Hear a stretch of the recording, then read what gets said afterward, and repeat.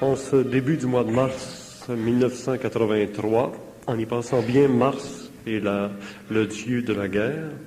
Nous avons un thème pour ce soir, évolution, révolution. Ça semblerait peut-être un peu un engagement politique de parler de révolution, surtout dans le climat actuel du Québec, mais c'est plutôt se poser la question si personnellement, individuellement, on ne doit pas penser à, pour évoluer, changer tellement ces données de base qu'il faut faire une forme de révolution en soi-même, et si aussi extérieurement sur le plan social, général, mondial, pour évoluer, il faudra aussi tellement changer de choses que ça va créer véritablement une forme de révolution. La juxtaposition du concept d'évolution et de révolution, c'est une juxtaposition intéressante.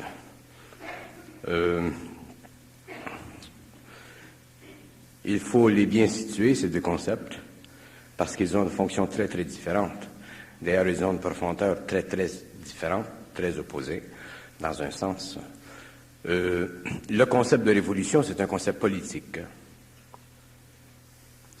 Le concept d'évolution, c'est un concept philosophique. À l'intérieur du concept de révolution, naturellement, il y a une certaine philosophie.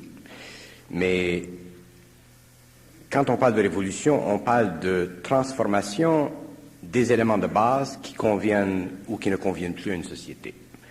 Quand on parle d'évolution, on parle de la transmutation de l'homme. On ne parle plus de la transformation des éléments de base qui conviennent ou qui ne conviennent pas à une société. On parle de la transformation du matériel humain, du matériel psychique de l'homme. Donc, l'évolution n'est pas dans les mains de l'homme, tandis que la révolution est dans les mains de l'homme.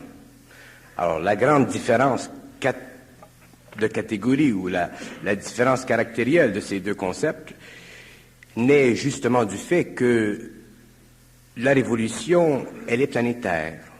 L'évolution, elle est cosmique.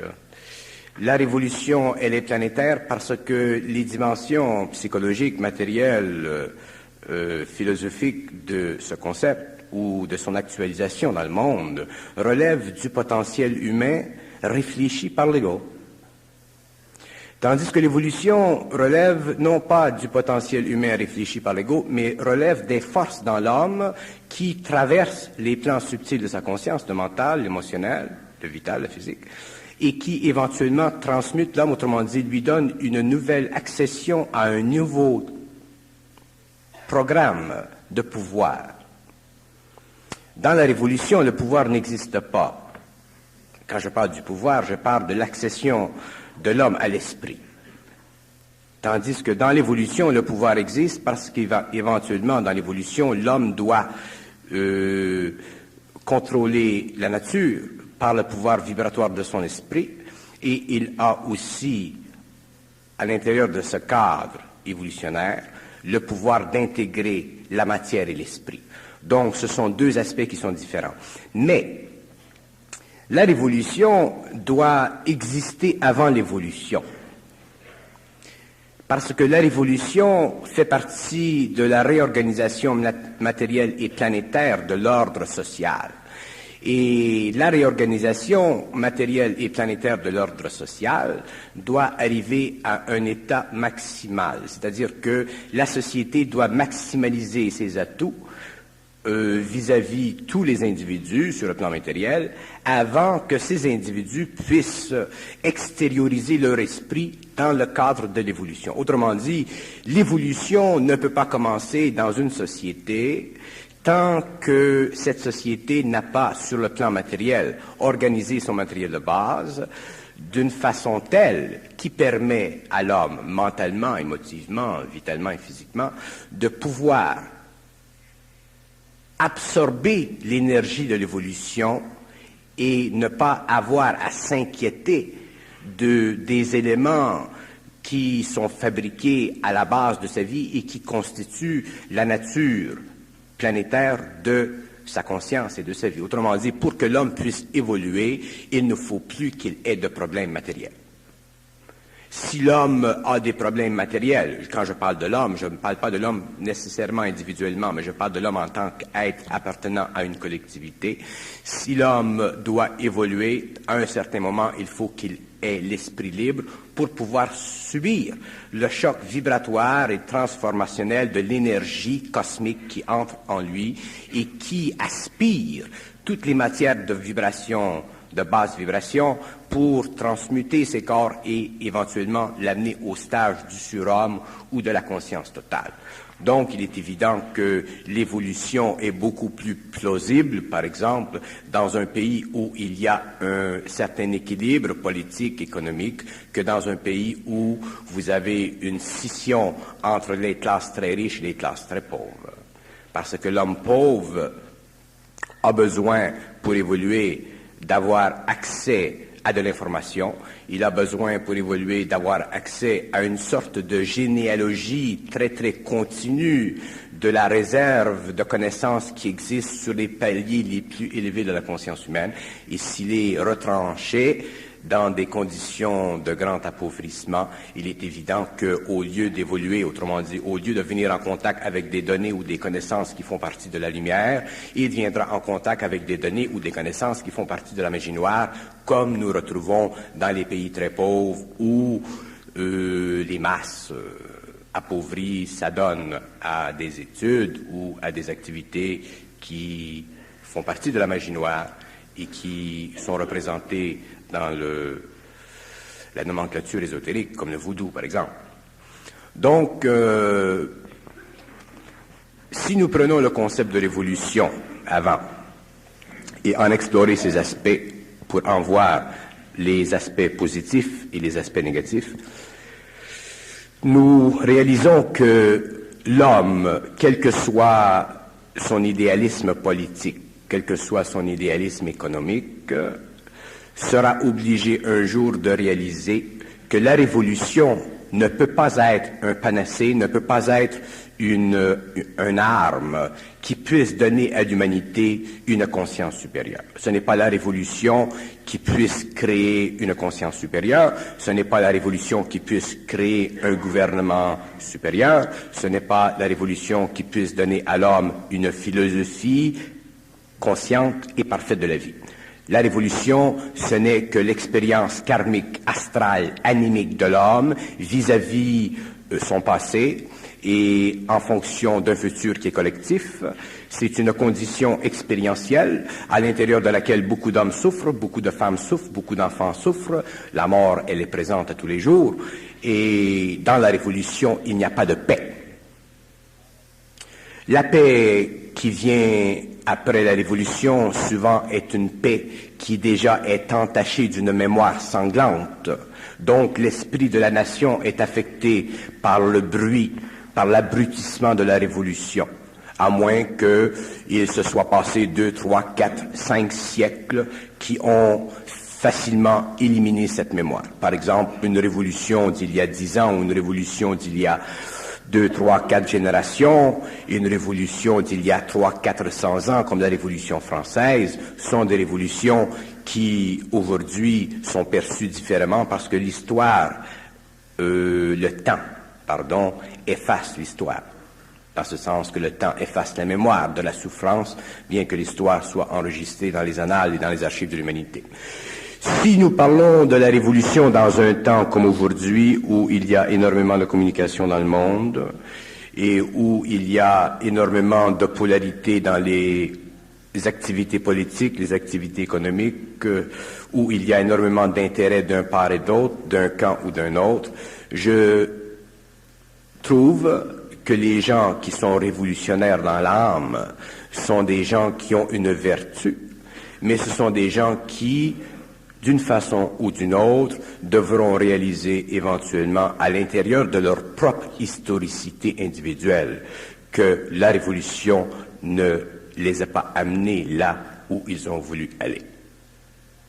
Donc la révolution, ce n'est pas une activité ou une philosophie qui permet à l'individu de vivre relax, de connaître la paix.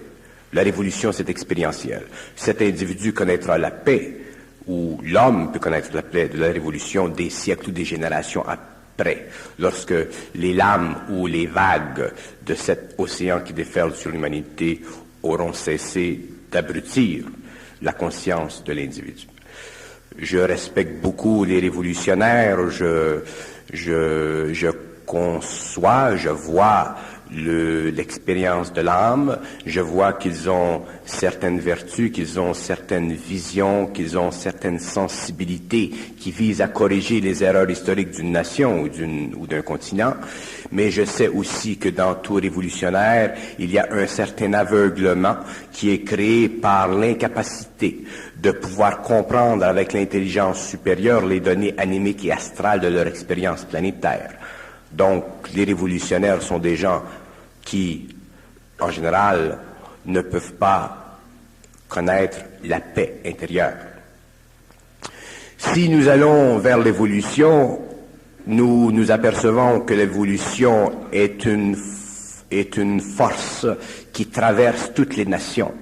La révolution ne traverse qu'une nation à la fois.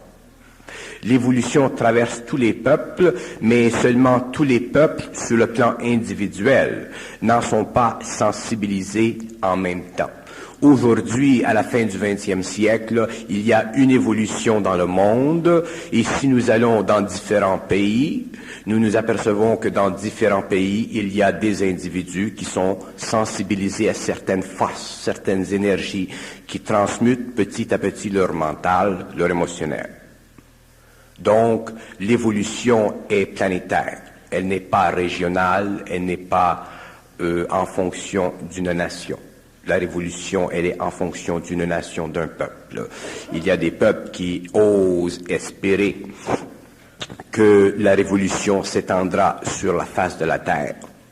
C'est le grand espoir de l'international, c'est le grand espoir du marxisme, c'est le grand espoir du marxisme socialiste, mais c'est un espoir.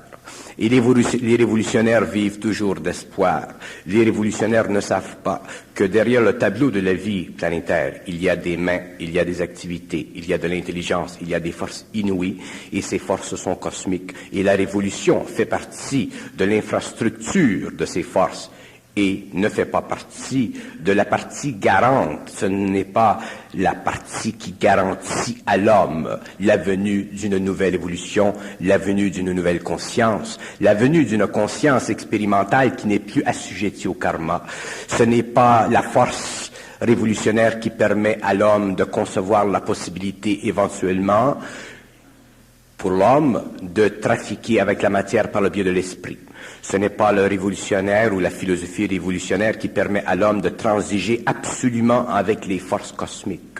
Autrement dit, la révolution fait partie de l'ajustement psychologique de l'humanité aux contrariétés et aux réalités psychologiques de son temps, tandis que l'évolution est une force qui transmute toutes les matières animales, végétales, mentale, astrale, humaine, minérale, c'est la vie. L'évolution, c'est la vie. Mais les hommes ne sont pas tellement conscients de la force réelle de l'évolution parce que les hommes ne sont pas affectés consciemment par l'évolution. Ils sont affectés inconsciemment par l'évolution, souvent sur des plans qui sont inférieurs à leur intelligence supramentale, donc ils n'ont pas conscience directe, précise, au cours de leur propre expérience de cette réalité. Et si nous allons plus loin dans le cadre de l'évolution, il est évident que l'humanité est très loin de pouvoir aujourd'hui enregistrer sur le plan du mental une communication télépathique avec les forces qui dirigent l'évolution du cosmos. C'est un peu la différence essentielle et fondamentale qui existe entre les deux. Si on tombe maintenant dans le piège étymologique du mot révolution, c'est ré ou re-évolution. La révolution, la Terre tourne autour du Soleil, une révolution de 365 jours. Est-ce que finalement les révolutions, le phénomène de révolution en soi n'est pas un phénomène de tourner en rond, mais aussi un phénomène cyclique, et on dit que tout est cyclique? Oui, d'ailleurs c'est intéressant ce point-là parce que ce qui doit, si nous parlons de la révolution politique, ce qui doit créer dans le monde la transformation des matières de base de la vie planétaire de l'homme, que nous appelons révolutionnaire, ce matériel, cet effort, cette activité, elle est toujours cyclique, mais son cyclisme possède une qualité différente avec les temps. Il est évident qu'il y a eu des révolutions pendant l'Empire romain, il y a eu des révolutions pendant la période grecque, il y a toujours eu des révolutions. Autrement dit, il y a toujours eu des hommes dans le monde qui ont mis en danger, en parenthèse, en danger, ou qui ont osé rompre le statu quo social. Il y en a toujours eu. S'il n'y avait pas eu de ces hommes, de ces âmes très fortes, très courageuses, qui ont mis dans le monde, qui ont changé ou qui ont osé changer le statu quo, nous n'aurions pas connu l'évolution politique, l'évolution sociale que nous connaissons. Si nous allons, pour moi, quand je parle de révolution, que je regarde les hommes qui ont fait la révolution, je ne suis pas emprisonné dans la configuration politique de leur révolution. Alors, la révolution, du point de vue politique, pour moi, ne m'intéresse pas parce que je ne suis pas politique dans ce sens. Je suis politique dans un autre sens. Je suis très apolitique vis-à-vis de la révolution, mais je suis très politique vis-à-vis de la vie. Alors, la révolution, telle que les hommes, ces grands hommes l'ont vécue, elle faisait partie de leur expérience. Mais l'homme découvrira, éventuellement, qu'il s'achemine lentement vers un état d'esprit, l'homme du Verseau, vers un état d'esprit qui éventuellement pourra lui permettre de comprendre parfaitement la différenciation psychologique qui existe entre différentes nations. Mais dans ce temps-là, il y aura des forces qui pourront donner à l'homme suffisamment de vues objectives pour neutraliser cette différenciation.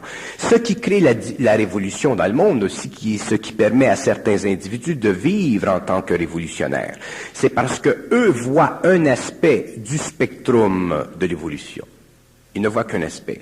Et voyant cet aspect, le ressentissant d'une façon profonde, ils vont de l'avant avec les outils qu'ils ont, souvent le courage, la fortitude, et ainsi de suite. Mais l'homme doit aller plus loin que la révolution. L'homme doit un jour comprendre que la révolution fait partie de l'expérience de l'âme. Et si l'homme n'est pas conscient de ceci, il sera lui-même prisonnier, victime de sa propre révolution. Beaucoup de révolutionnaires meurent à l'intérieur de la révolution. Et ceux qui ne réussissent pas à mourir réussissent à s'apercevoir éventuellement que la révolution ne leur a pas donné ce qu'ils avaient osé idéaliser. Pour que la révolution survive autant, il faut que l'homme la projette dans une forme d'idéalisme. Et l'idéalisme, ça n'existe pas. L'idéalisme, c'est l'effondrement psychologique de l'impossibilité du mental inférieur de l'homme. Lorsque l'homme sera dans une conscience supérieure, lorsque l'homme aura contact avec les forces qui font partie de sa conscience cosmique, il ne pourra plus être idéaliste. Il sera extrêmement pratique, mais sa practicalité ou son pragmatisme sera tellement perfectionné qu'il n'aura plus besoin d'idéaliser la forme. Il la comprendra d'une façon parfaite et il pourra se servir du temps pour la contrôler et en contrôler l'éclosion et l'évolution et le développement. Que ça prenne 200 ans, 300 ans, 400 ans, 500 ans. Nous avons, par exemple, au XXe siècle, l'expérience d'un homme que je respecte beaucoup sur le plan initiatique et aussi sur le plan humain, ce fameux Gurdjieff. Lorsque la révolution russe a éclaté, Gurdjieff est parti dans les montagnes de Russie avec ses amis. Il avait un certain nombre d'amis. Et il est parti avec eux et il a attendu que la révolution cesse.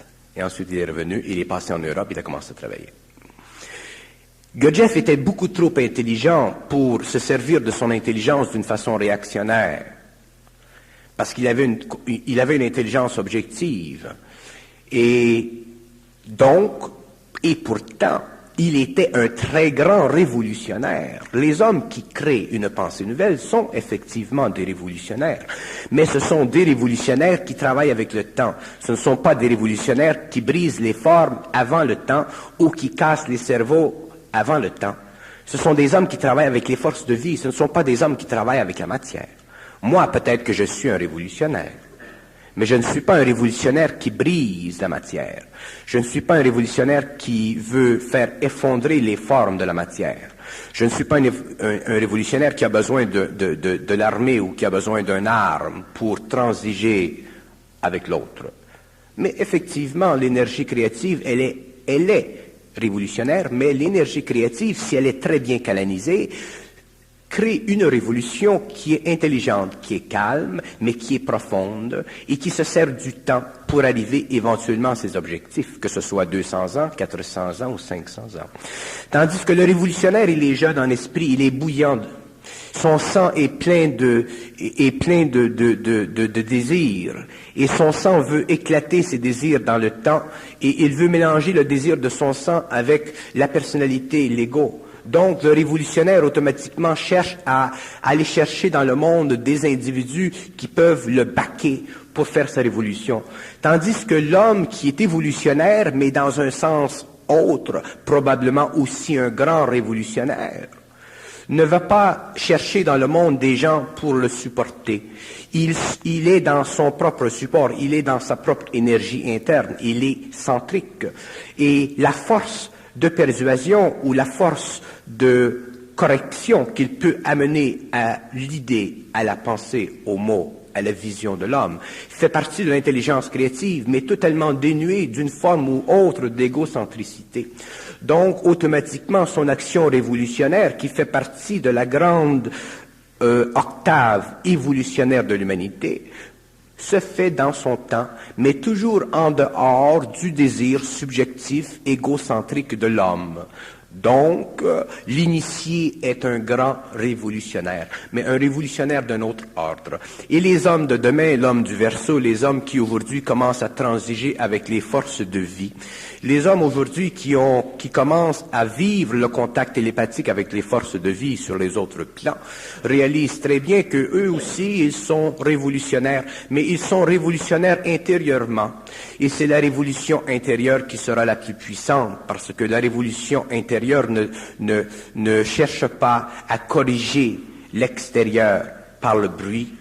Elle corrige l'extérieur par la très grande patience qui lui est appliquée à cause de la liaison qu'elle vit avec d'autres plans. Donc, les hommes les plus dangereux aujourd'hui de la Terre sont les révolutionnaires qui font partie de l'esprit et non les révolutionnaires politiques. Et quand je dis dangereux, je dis ceux qui ont éventuellement, au cours des siècles, le plus grand des effets. Et tous ceux qui évoluent ne sont-ils pas, en essence, des révolutionnaires? Oui, très juste. Tous les hommes qui évoluent sont des révolutionnaires, mais ils ne font pas partie de la révolution planétaire, ils font partie de la révolution cosmique. Et ce qui est drôle, c'est que l'armée de ces révolutionnaires-là ne sera pas une armée de feu et de fer. Ce sera une armée fondée sur le principe de l'intelligence et éventuellement fondée sur le principe magnétique de la volonté. Et éventuellement, ces hommes se retrouveront éventuellement dans un cadre d'action très, très occulte, naturellement, très éthérique, sur la planète, en fonction et en relation avec des données qui ne font pas partie de la conscience du révolutionnaire de la 5e race. Autrement dit, ces révolutionnaires, ces nouveaux révolutionnaires ou les révolutionnaires du Verseau, qui sont en fait les fils de la lumière, sont les hommes qui demain auront le pouvoir de transiger avec les forces révolutionnaires politiques de l'ancienne anarchie. Et ce sont ces hommes-là qui demain auront le pouvoir, à cause du dédoublement qu'ils auront, à cause du pouvoir de transiger avec des aspects de leur réalité qui ne font pas partie de la conscience révolutionnaire de la 5e race, ce sont ces hommes qui demain feront partie intégralement du gouvernement invisible de la planète. Et ces révolutionnaires du Verseau, comme vous le dites vous-même, n'ont-ils pas à faire face à des ennemis jurés, comme le révolutionnaire du temps du Poisson, qui était sur la matière? Eux, ce serait sur le plan de l'esprit. Et qui sont ces ennemis jurés? C'est l'astral. Les révolutionnaires du Verseau, les révolutionnaires qui se serviront du pouvoir de l'esprit pour transmuter éventuellement l'esprit ou la matière, seront en combat avec l'astral, tandis que le révolutionnaire de la 5e race est en combat avec la matière, est en combat avec l'homme. mais toujours à l'insu de l'astral. La différence entre le révolutionnaire du Verseau et le révolutionnaire de l'Apocalypse, si vous voulez, c'est que le révolutionnaire de l'Apocalypse ou le révolutionnaire du XXe siècle est un homme qui est activé à l'insu. Il fait des mouvements dans la vie qui sont à l'insu de son intelligence réelle, mais qui font partie de son intelligence psychologique inférieure. Donc, ils sont manipulés par l'astral. Alors qu'un homme soit révolutionnaire pour le capitaliste, ou qu'il soit révolutionnaire pour le communisme, ou qu'il soit révolutionnaire pour une doctrine fanatique religieuse, il est toujours manifestement lié inconsciemment à l'astral. Et si les révolutionnaires de la Terre aujourd'hui, si les révolutionnaires de la cinquième race humaine de notre civilisation étaient conscients qu'ils sont manipulés par des forces astrales, ils sortiraient complètement de la révolution. Ils sortiraient complètement de la révolution matérielle pour entrer dans la révolution intérieure. Et donc, ils feraient partie de la grande marche de l'évolution et automatiquement, ces hommes se retireraient du conflit armé pour entrer dans un conflit contre l'astral, dans un conflit de l'esprit de lumière contre l'esprit de basse vibration de l'astral. Et ces hommes automatiquement feraient partie de ce que nous appelons, ou de ce que nous pouvons appeler les nouveaux hommes, l'homme nouveau, l'homme du Verseau, le fils de la lumière, selon les termes qu'on a donnés à ces êtres. Au début de votre discours, Bernard, vous nous avez dit que pour évoluer, il faut ne plus avoir de problèmes matériels. C'est-à-dire que, quand je dis ceci, je veux dire qu'éventuellement, à cause de la souffrance que vit l'homme en évolution, éventuellement, il faut comprendre qu'un homme qui est en évolution, éventuellement atteint un point où il ne souffre plus dans le mental. Alors, si un homme ne souffre plus dans le mental, qu'il est bien dans la tête, à ce moment-là, il peut souffrir de la matière. Et s'il souffre de la matière, il aura des tensions. Donc, pour l'homme qui est en évolution, il faut très rapidement qu'il puisse organiser sa vie matérielle pour, au moins, ne pas souffrir des conditions planétaires. Il a suffisamment à souffrir des conditions internes pour ne pas souffrir des conditions planétaires. Mais s'il souffre des conditions planétaires et à la fois souffre des conditions initiatiques qui le mènent sur la voie de l'évolution, cette souffrance peut être très, très onéreuse, très pesante pour lui. Alors, quelle serait l'amorce du révolutionnaire de la cinquième race et sans aucun doute l'injustice? Quelle serait l'amorce du révolutionnaire du Verseau? C'est le mensonge. Ce qui aigrit, ce qui rend violent, ce qui perturbe l'homme de la cinquième race, le révolutionnaire, c'est l'injustice. Et il a raison. Ce qui perturbe l'homme de la sixième, c'est le mensonge. Et il a raison. Mais c'est beaucoup plus facile de voir l'injustice sociale ou politique ou économique que de voir le mensonge. C'est pourquoi peu de révolutionnaires peuvent devenir évolutionnaires.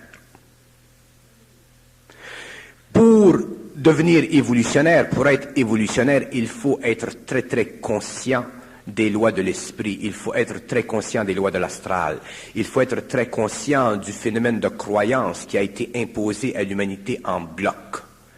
Il faut être très conscient de la présence dans le monde, catégorisé dans différentes nations, établie en institutions dans différents peuples, de certaines formes qui font partie de la conscience planétaire de ces nations et qui retranchent l'individu de son intelligence pure.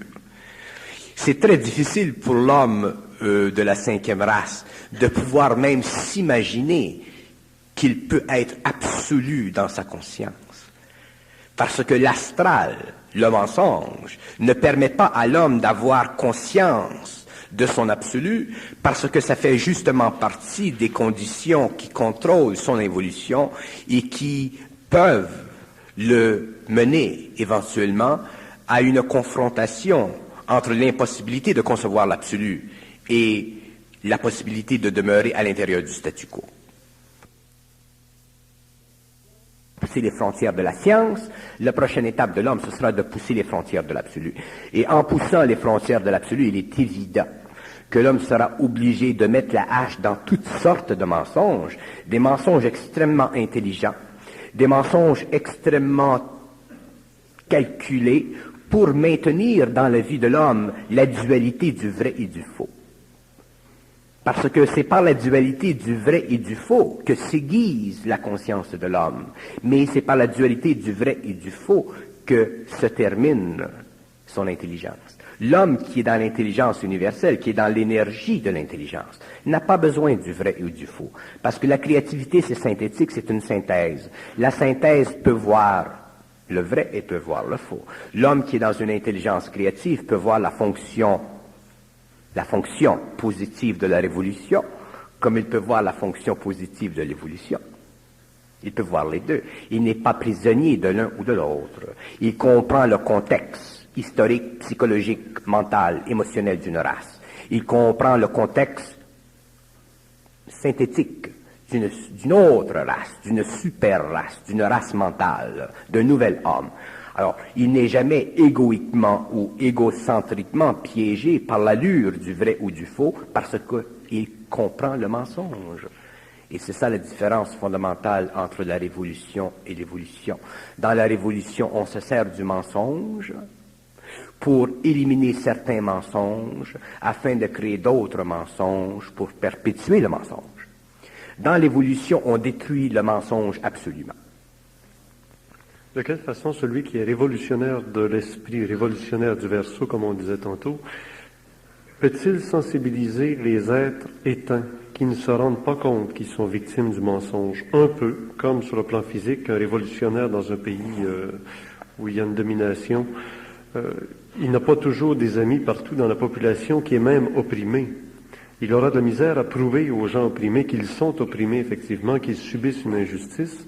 De quelle façon, donc, le révolutionnaire du verso ou de l'esprit réussira-t-il à réveiller les gens victimes du mensonge qui ne se rendent même pas compte d'être victimes d'un mensonge? Par sa parole. Par le verbe. Par le verbe. C'est l'outil le plus puissant qui existe. Un homme qui a la parole peut parler avec n'importe quel homme.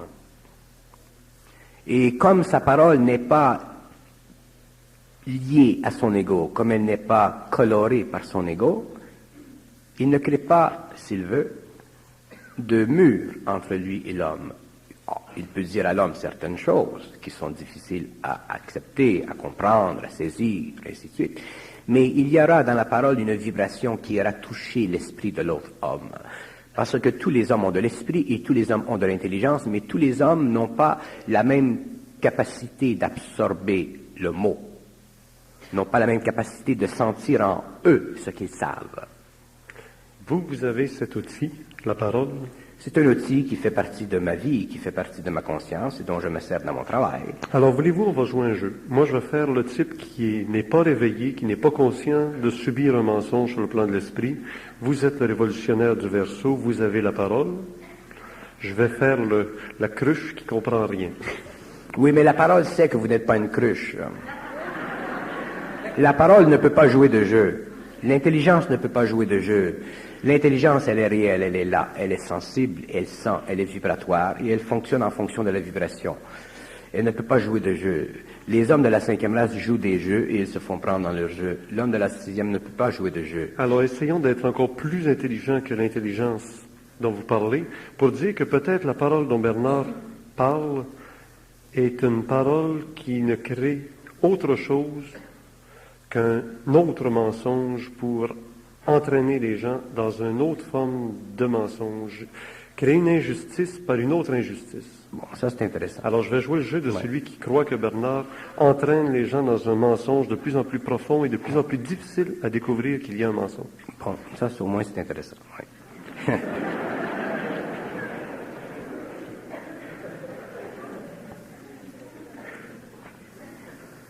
Alors, révolutionnaire du verso, comment pouvez-vous me convaincre que nous sommes victimes d'un mensonge?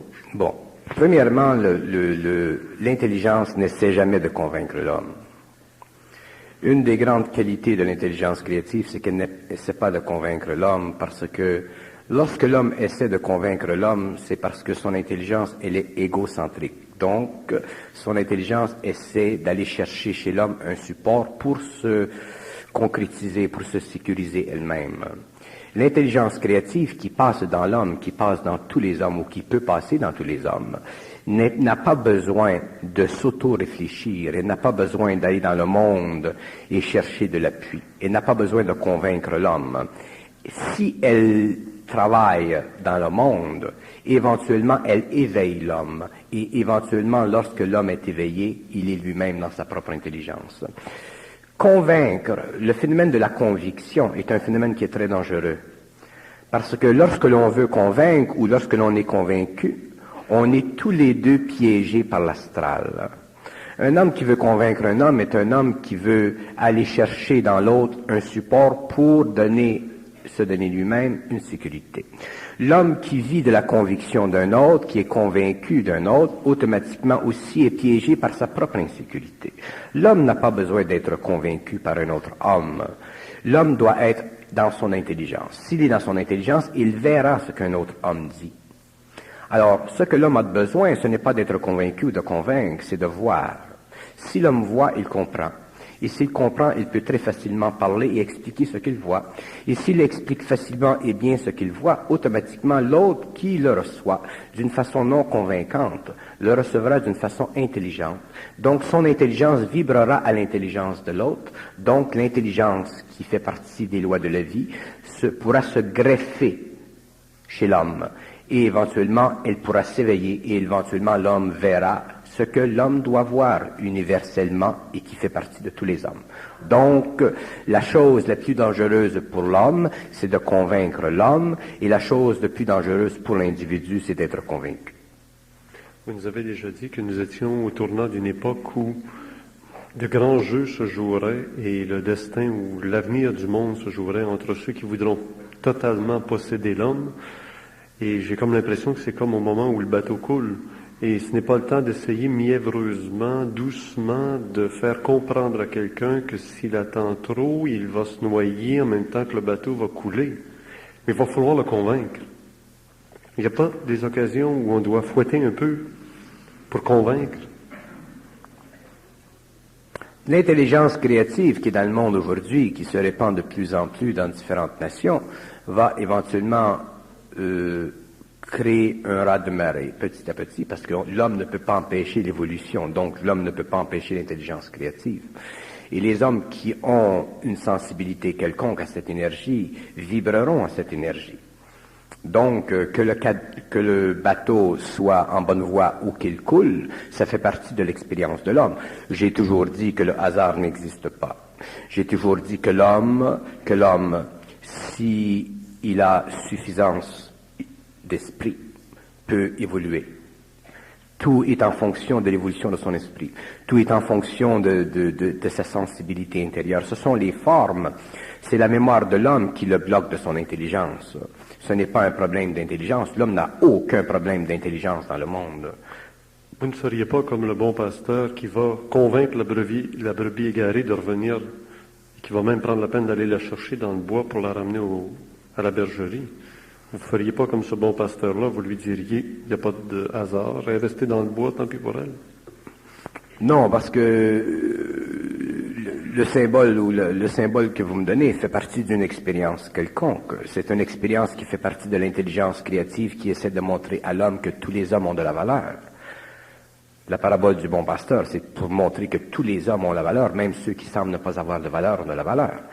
Ça fait partie d'une expérience. Il ne faut pas universaliser une expérience en fonction de tous les hommes ou de certains autres hommes.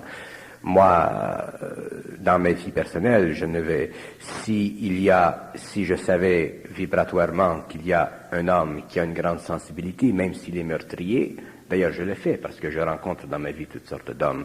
Je suis sûr que je rencontre beaucoup de ces moutons noirs, mais je sais qu'à l'intérieur du mouton noir, il y a une flamme, donc je les rencontre et éventuellement ils deviennent blancs. Mais ça, c'est normal, ça fait partie de l'intelligence créative.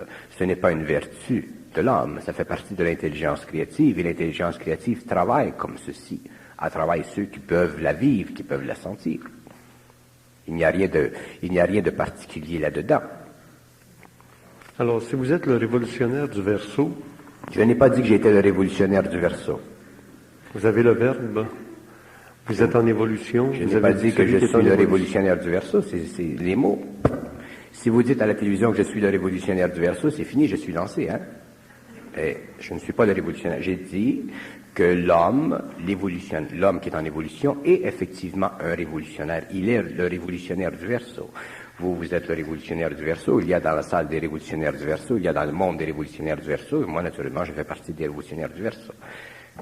Alors, il y a une marge. Parfaitement d'accord avec cette définition que tous ceux qui sont en évolution sont révolutionnaires et sur le plan de l'esprit, ce sont ceux qui travaillent sur le plan du verso. Voilà. On généralise, d'accord. Il faut que je vous surveille toujours, moi.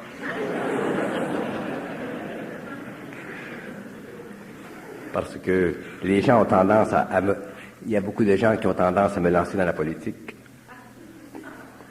C'est délicat. Une politique de l'esprit, peut-être? Ah, mais il faut l'expliquer. Si on parle de la politique de l'esprit, les politiciens, ceux qui font de la politique naturelle ne s'inquiéteront pas. Mais si on parle de la politique, là, c'est une autre paire de manches. La politique de l'esprit, la politique cosmique, ça n'intéresse pas les hommes politiques, excepté quelques-uns. Vous nous avez déjà dit que la religion, c'est la politique. La religion, c'est la politique de l'esprit. La religion, si nous allons sur les plans et que nous regardons l'organisation de la religion sur une planète, nous voyons qu'effectivement la religion est une forme de politique très très subtile qui est très importante, qui est donnée à l'homme pour des raisons extrêmement intelligentes, mais toute politique doit évoluer, donc la religion aussi. Pourrait-on dire que Bernard fait partie des grands prêtres ou des prêtres de la religion puisqu'il fait de la politique de l'esprit? Moi, je ne fais pas de la politique de l'esprit. J'essaie de dépoliser l'esprit. J'essaie de dépolitiser l'esprit. J'essaie de montrer à l'homme que certaines formes font partie de la politique de l'esprit. Je ne suis pas intéressé à d'autres mandats que ceci. J'essaie de montrer comment fonctionne la religion, de montrer la religion dans son cadre exact, dans son cadre involutionnaire, dans son cadre évolutionnaire. Quelle est la fonction de la religion? Pourquoi elle a été donnée à l'homme, la religion? Pourquoi elle était nécessaire, la religion? Pourquoi tout est nécessaire? Pourquoi tout dans le passé était nécessaire et bon? Pourquoi tout demain sera changé? C'est ça que j'essaie de faire. La religion, pour moi, c'est une très très belle et très grande forme qui fait partie de la grande accentuation sur les plans de l'esprit, de la vertu de la lumière. Mais l'homme, un jour, lorsqu'il entrera dans le cycle de l'intelligence qui fait partie du cycle du Verseau, ne sera plus prisonnier des lois psychologiques de l'humanité parce qu'il aura contact télépathique avec les plans qui eux-mêmes ont été responsables pour l'actualisation sur la Terre d'une forme politique que nous appelons la religion. Une fois que nous connaissons les mécanismes occultes ou voilés de l'activité spirituelle, à ce moment-là, nous ne sommes plus prisonniers de la forme, nous sommes derrière le rideau, nous voyons comment. Mais c'est lorsque nous expliquons ceci à une masse qui n'est pas informée ou une masse qui n'est pas dans la science de cette activité que nous pouvons créer des chocs si nous ne parlons pas avec précision, si nous n'utilisons pas des mots d'une façon juste, parce que c'est très facile à l'homme d'interpréter ce que nous disons. Il ne s'agit pas pour l'homme de renier son passé. Il s'agit pour l'homme de le bien comprendre.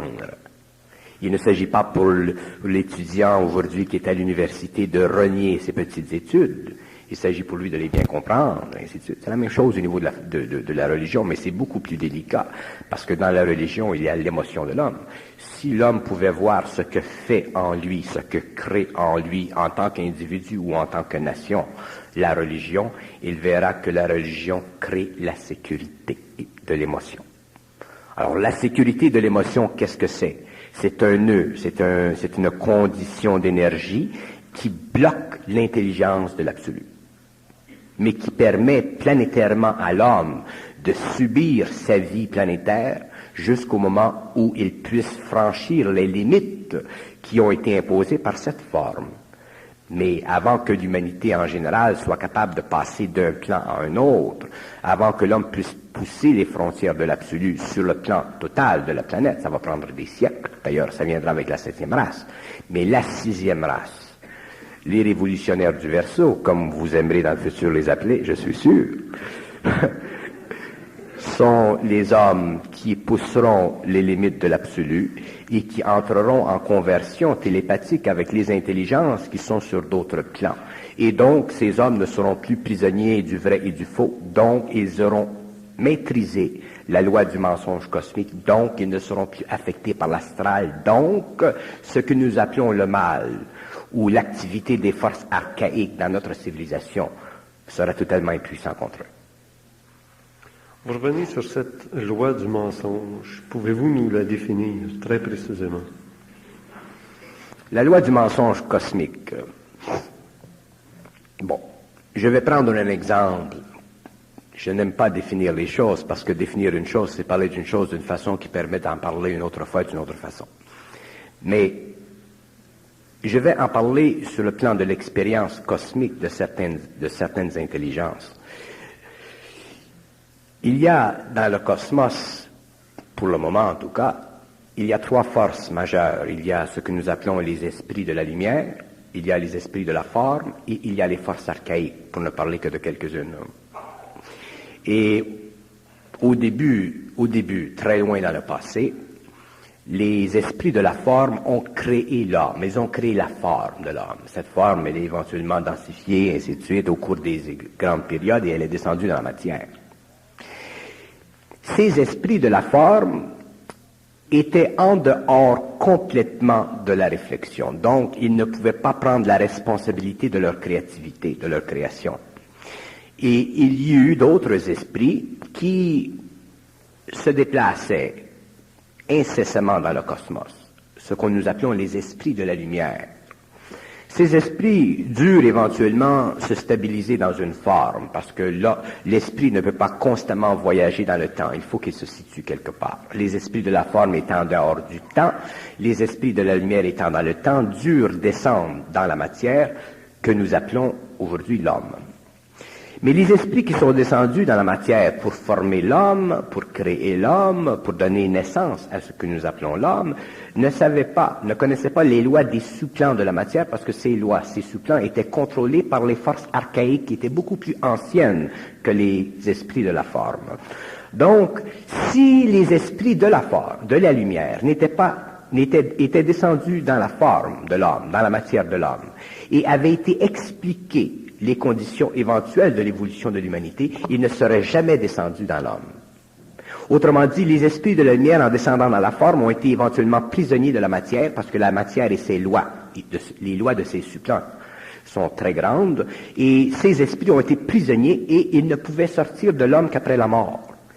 Si les esprits de la forme avaient expliqué aux esprits de la lumière cette situation, les esprits de la lumière ne seraient jamais descendus. Donc l'homme n'aurait jamais été. Et c'est une des grandes causes, une des grandes raisons pourquoi aujourd'hui, non pas l'homme révolutionnaire, mais l'homme évolutionnaire est très très conscient des lois du mensonge cosmique. Et lorsqu'un homme est conscient des lois du mensonge cosmique, il s'aperçoit d'une chose, c'est que, en fait, qu'est-ce que c'est l'homme? L'homme, c'est l'esprit dans la forme matérielle. Nous, à cause de nos sens astraux, nous avons l'impression que l'homme, c'est cette partie ici qui bouge et qui parle. Ce n'est pas ça. L'homme, c'est la totalité, c'est la continuité, c'est l'intégration totale de la matière avec la lumière, l'esprit. Ça, c'est l'homme. Donc, l'homme est esprit. Donc, l'homme a été assassiné, c'est-à-dire que l'humanité a été assassinée, c'est-à-dire que l'humanité a été assujettie à un mensonge cosmique, calculément, d'une façon calculée, imposée à l'esprit de la lumière, qui est l'homme lorsqu'elle pénètre la matière. Donc, l'homme a été assassiné et son assassinat a duré des millénaires.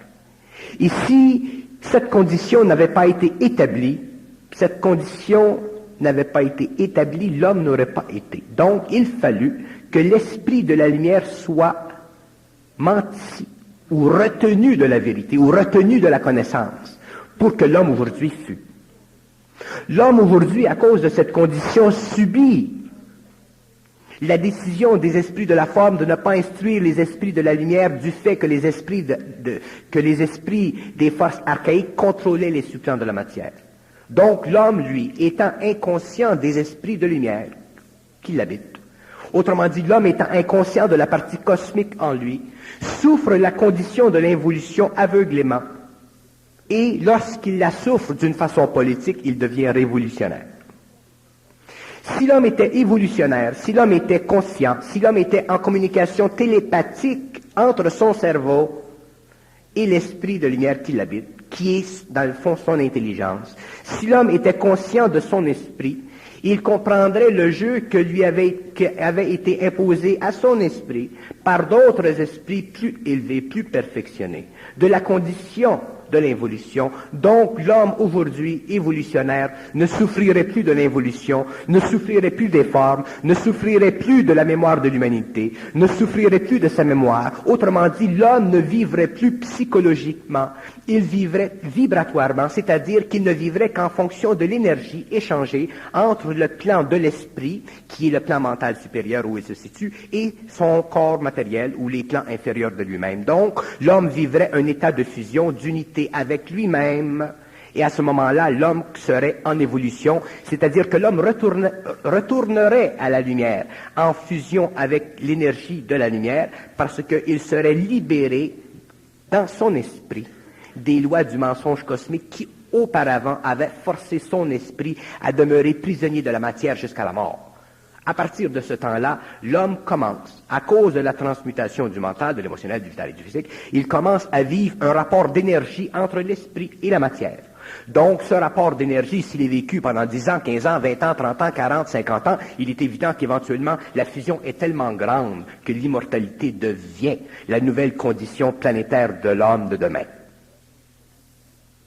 À ce moment-là, l'homme n'est plus assujetti aux lois du mensonge cosmique. C'est-à-dire qu'il ne vit plus de la mémoire humaine, il ne vit plus de la mémoire de l'humanité, il ne vit plus de ce qui se pense, il n'a plus besoin de penser, il communique. Et n'ayant plus besoin de penser, il n'a plus le fardeau de penser que ce qu'il pense peut être vrai ou faux. Étant totalement libre du vrai ou du faux dans la pensée, il est capable d'extérioriser pour la première fois depuis l'évolution l'esprit, de faire descendre l'esprit dans la matière par la parole ou par le geste ou par l'action. Et à ce moment-là, il crée une super race qui sera la 6e. Mais la condition fait partie des lois de l'esprit. Ça ne fait jamais partie des lois ou des conditions planétaires de l'homme. La révolution fait partie des lois planétaires de l'homme. L'homme qui est révolutionnaire est assujetti aux lois astrales. Il est assujetti aux lois de l'âme. L'homme qui est évolutionnaire n'est pas assujetti aux lois astrales. Il détruit la mémoire de l'âme. Il est obligé de détruire la mémoire de l'âme pour rompre avec l'astral, afin de diminuer le plus possible, vibratoirement, dans son mental, son émotionnel, son vital et son physique, la contamination planétaire de l'énergie de l'âme qui a servi dans le passé à maintenir les esprits de la lumière dans la forme, sous le contrôle des forces archaïques qui sont ceux qui régissent l'âme dans les plans astraux de la mort.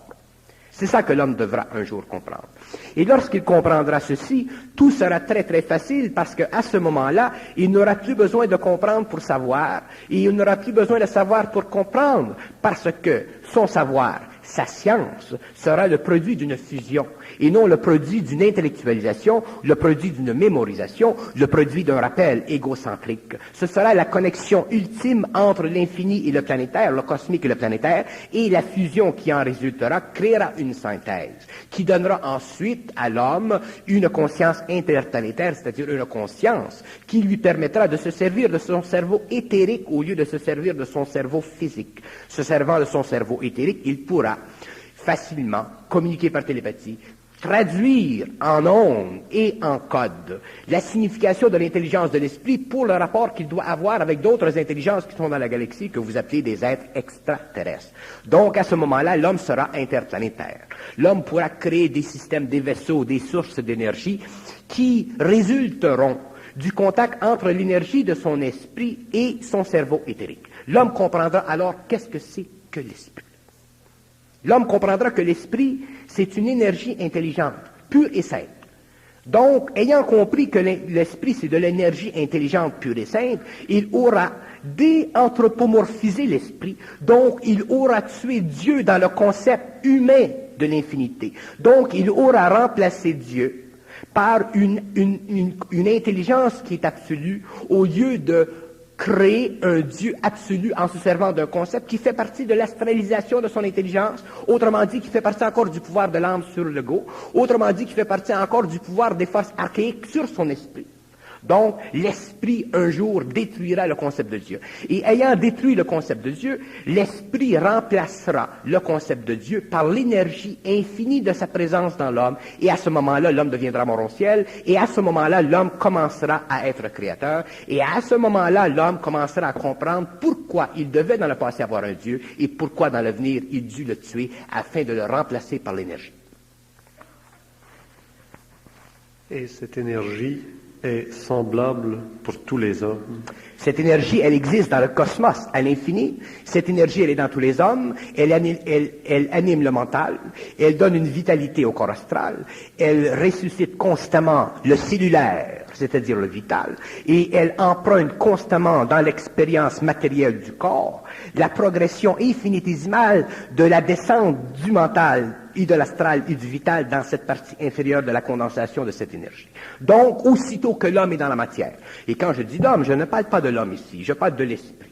Quand l'esprit est dans la matière, l'esprit est présent dans tous les fibres de la matière. Il est présent dans tous les aspects du mental, dans tous les aspects de l'astral, dans tous les aspects du vital, et il est présent dans tous les fibres cellulaires du corps physique. Donc, lorsqu'il est suffisamment présent, il n'y a plus de place dans la matière, autre que pour l'esprit. Donc, le feu électrique de l'esprit devient actif, et à ce moment-là, l'homme, ce que nous appelons l'homme, c'est-à-dire l'homme de demain, c'est-à-dire l'homme fusionné, c'est-à-dire le surhomme, c'est-à-dire l'homme qui n'est plus assujetti aux lois de la gravité, c'est-à-dire l'homme qui n'est plus assujetti aux lois planétaires, c'est-à-dire l'homme qui n'est plus assujetti aux lois du mensonge, l'homme qui n'est plus assujetti à la dualité, l'homme qui n'a plus besoin de penser, l'homme qui est créatif. L'homme qui est créatif devient à ce moment-là le nouvel aspect de la conscientisation de la conscience atomique dans le monde de la matière planétaire, cosmique, interplanétaire. Ça fait partie de l'évolution. Et le fait qu'à notre époque, nous soyons de plus en plus contactés par des extraterrestres qui sont, eux, sur le plan créatif, serait le symptôme que nous sommes une humanité toute prête d'atteindre à ce niveau-là. Le phénomène extraterrestre est un phénomène de conjonction. C'est un phénomène dangereux. Pourquoi? Parce que l'homme n'est pas conscient que lui-même est extraterrestre, que lui-même a la capacité d'être interplanétaire. Si l'homme avait la conscience, la réalisation, la résolution dans ses fibres intérieures de concevoir qu'il a accès à l'énergie, donc qu'il a accès à la capacité de repousser l'absolu selon sa capacité vibratoire, parce que l'homme repousse l'absolu selon sa capacité vibratoire, autrement dit selon son intelligence créative, donc l'homme réaliserait qu'il est lui-même interplanétaire. Et lorsque l'homme réalisera qu'il est interplanétaire, à ce moment-là, il y aura des hommes dans le monde venant d'autres galaxies, il y aura des hommes sur la Terre qui sont de cette planète, qui échangeront en eux et qui pousseront encore plus loin le domaine de la science. Merci Bernard pour cette première partie.